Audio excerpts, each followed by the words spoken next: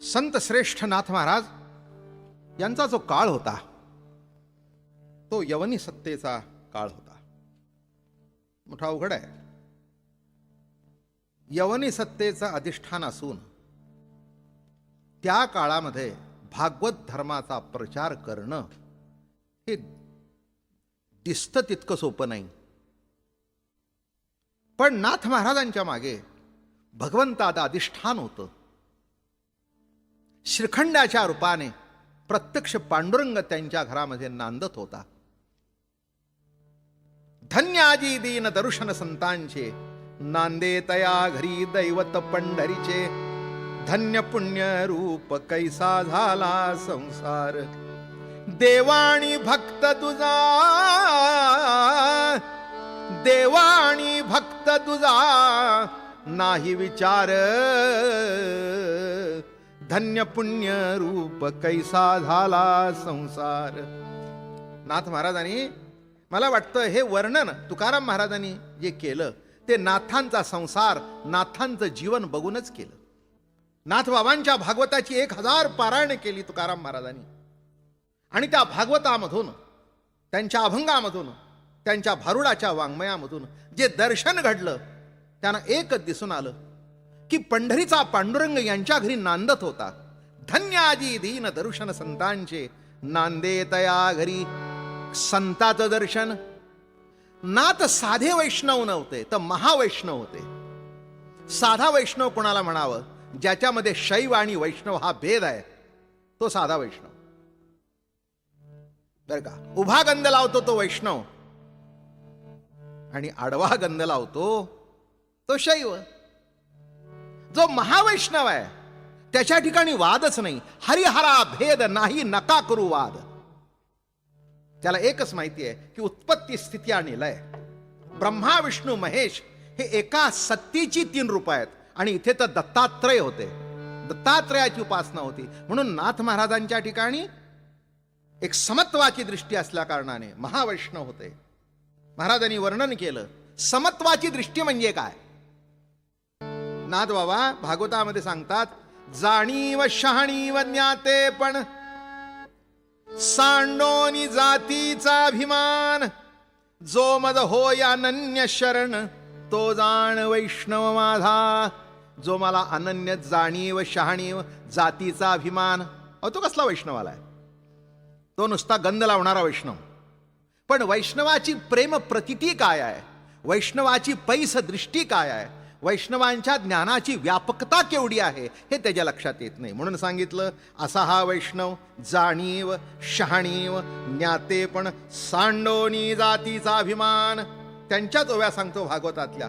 पुलकशा आणि ब्राह्मण जाती भेदे विषमपण पण आत्मदृष्टी पाहता जाण दोघे समान चित्रूप.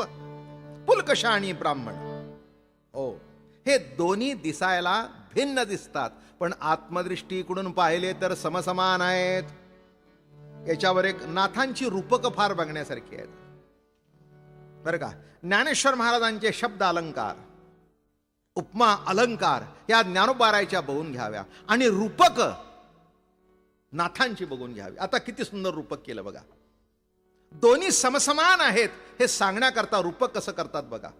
सुवर्ण विष्णू सुवर्ण श्वान एक पूज्य एक हीन पण विकुदाता मोल समान निंद्य वंद्यात्मत्वी दैसे. काय रूपक सुंदर आहे बघा. दृष्टांत असा आहे, आम्ही वर्णन करून सांगतो की एकाच्या घरामध्ये सोन्याचा विष्णू होता आणि एकाच्या घरामध्ये सोन्याचं कुत्र होतं. योगायोग असा की दोघालाही पैशाची नड पडली. कुत्रेवाला भाविक का अभाविक मला माहिती नाही, पण विष्णूवाला निश्चितच अभाविक असला पाहिजे. पण त्याला विचार आला की सोन्याचा विष्णू घरात ठेवून काय करायचा आहे, त्यापेक्षा मोडून खाल्ला तर बरा. बापाने केला होता एका दृष्टिकोनातून. याला सोनं दिसलं, त्याला देव दिसला. फरक आहे बरं का दृष्टीतला. त्यांनी देव म्हणून बसवला आणि यांनी सोनं म्हणून विकायला आणला. असंच असतं जीवनामध्ये. वस्तू तीच असते पण जशी दृष्टी असेल तशी दिसते, नाही का. एखाद्या माणसाला बाई दिसेल, दुसऱ्याला आई दिसेल. नाही का? ज्या सैनिकांनी कल्याणची सुभेदाराची सून पकडून आणली, बरं का, त्यांनी बाई म्हणून आणली. छत्रपतींना ती आई वाटली. एकाला बाई वाटली, एकाला आई वाटली, आणि यांना आई वाटली म्हणून हे युगपुरुष झाले. बरं का? दृष्टीतला फरक आहे. वस्तू तीच आहे, जगत तेच असतं. जगतातली जगत बदलत नाही, जगतातली वस्तू बदलत नाही, फक्त दृष्टी बदलते. आणि म्हणून मी रोज कीर्तनातून एकच सांगतो, देव डोळे देतो आणि संत दृष्टी देतात, आणि दृष्टीने सृष्टी पालटते, हा सिद्धांत आहे. आणि म्हणून इथे म्हणतात सुवर्ण विष्णू सुवर्ण शिवान. झालं बाबा. जवायरीच्या दुकानात गेले, योगायोगाने असं घडलं, कुत्रेवाला नंबरवरला उभा होता आणि तिथे विष्णूवालेही होते. दोघंही गेले, बरं का, दोघंही गेले. आणि उभं राहिल्यानंतर मग त्या कुत्रेवाल्याने कुत्रं दिलं हातात, सोन्याचं कुत्रं, 25-30 तोळ्याचं कुत्रं, चांगलं एवढं मोठं वजनदार. मग त्याने आपलं घेतलं, ते कुत्र्याचं तंगडं घासलं कसोटीवर. घासल्या बिसल्यावर बघितलं, म्हणे वा चांगलं आहे हो, फार जुनं सोनं आहे, अतिशय चांगलं आहे, 100 नंबरी सोनं आहे. भाव काय? 5,000. ठेवून दिलं. मग ते म्हणले जरा मोठी रक्कम आहे, बसा म्हणे, 25 तोळ्याचं आहे. मग ते मागे होते विष्णूवाले, ते म्हणले तुमचं काय ते आणा. त्याच्या हातात विष्णूची मूर्ती होती. अरे म्हणले आता आपल्याला काय करायचंय, दुकानदाराला काय घेणे देणं आहे, वजन करायचं आणि द्यायचं.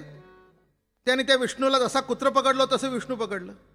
मी चांगले शब्द वापरतो, मी सांगत नाही, नाथांनी सांगितलं. इथे कुत्र्याच्या चांगड्याजवळ विष्णूचं चरण घासलं. असे चरण घासले, त्याने बघितलं, काय नाही म्हणले, हा चांगलं आहे सोनं, 5,000. विष्णू मला उसळला की काय वाटतं का म्हणले तुमच्या जीवाला. अहो कुत्र्याचाही भाव तोच आणि विष्णूचाही भाव तोच. व्यापारी चांगला होता, गिराईक टिकवायचं होतं त्याला, काय रागू नका.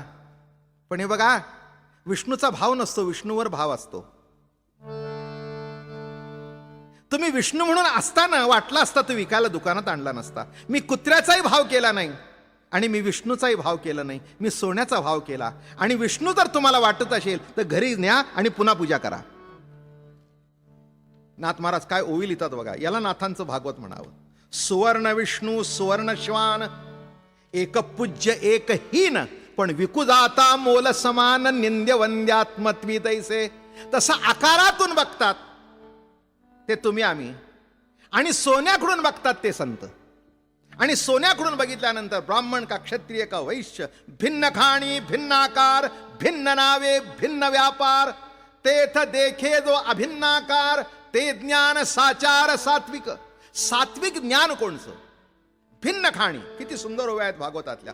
भिन्न खाणी भिन्न आकार, भिन्न नावे भिन्न व्यापार, पण त्या ठिकाणी जो अभिन्नाकार प्रभूचा बघतो तो खरा संत, तो खरा वैष्णव.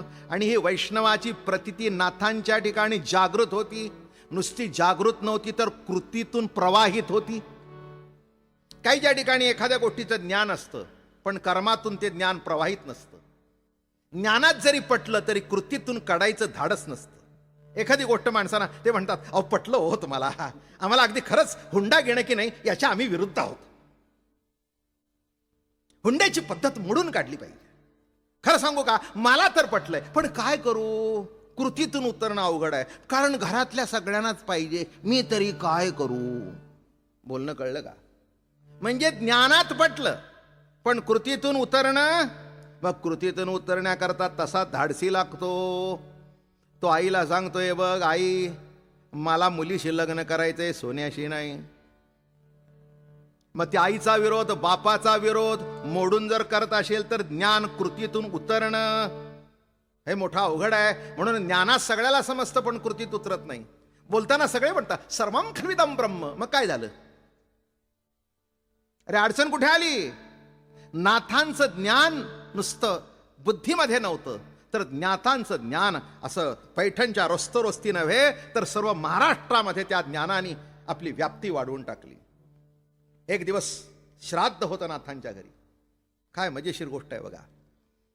श्राद्ध होतं आणि आता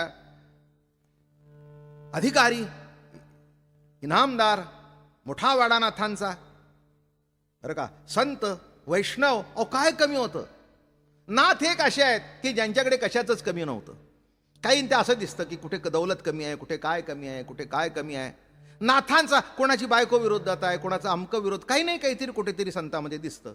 नाथांचं कौतुक असं दिसतं की गिरिजाबाई अनुकूल, धन दौलत घरामध्ये भरपूर, प्रतिष्ठा भरपूर, ज्ञान भरपूर, प्रेम भरपूर, भक्ती भरपूर, कशाला कमतरताच नाही. जसं प्रवचन तसं कीर्तन, जशी वाणी तशी लेखणी आणि तशी कृती. उत्कृष्ट वाणी, उत्कृष्ट लेखणी, इतकी लेखणी जबरदस्त की त्या लेखणीतून भागवत बाहेर पडलं. इतकी लेखणी जबरदस्त की रामायणासारखा महान ग्रंथ बाहेर पडला. वारकरी संप्रदायाचे दोन हे आहेत ना दैवत, रामकृष्ण हरी. मला वाटतं रामाकरता भावार्थ रामायण लिहिलं आणि कृष्णाकरता भागवत लिहिलं बरं का. आणि हे दोघांची भक्ती विठ्ठलाच्या भक्तीशी एकरूप केली. राम आणि कृष्ण या दोघांनाही विठ्ठलाच्या राजमार्गावर आणून सोडलं की ज्या राजमार्गावर गरीब आहेत, श्रीमंत आहेत, चांगले आहेत, वाईट नाहीत, ह्याची दौंडी कोण पिटतात. खटनट यारे शुद्ध होनी जारे, खटनट यारे शुद्ध होनी जारे, खटनट यारे शुद्ध होनी जारे, खटनट यारे शुद्ध होनी झारे. दौंडी पिटी भावे चोखा मेळा, दौंडी पिटी भावे चोखा मेळा, दौंडी पिटी भावे चोखा मेळा.